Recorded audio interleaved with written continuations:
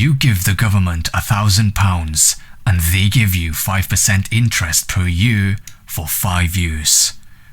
That's £50 per year in passive income, and after 5 years, you get your full £1,000 back plus £250 in interest. Because the government was paying you 5% per year, remember? Now that sounds like a good deal, right? But the real question, how does the government actually pay off this debt to you? There are 3 ways governments repay their debts. 1. They tax their citizens and businesses.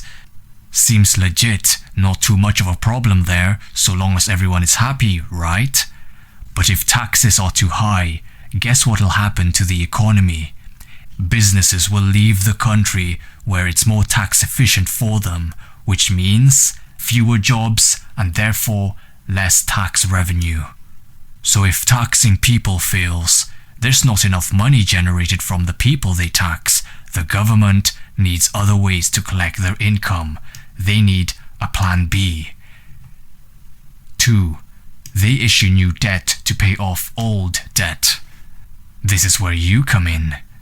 The government asks investors like yourself to give them money.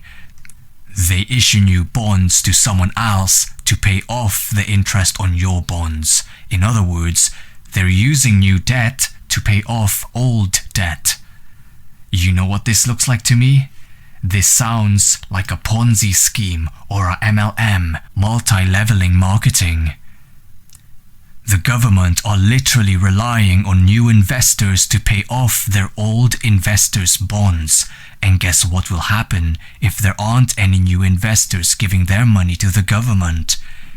If there aren't any new investors giving money to the government, the economy will go into a recession, which means less jobs, more crime, and more people suffer.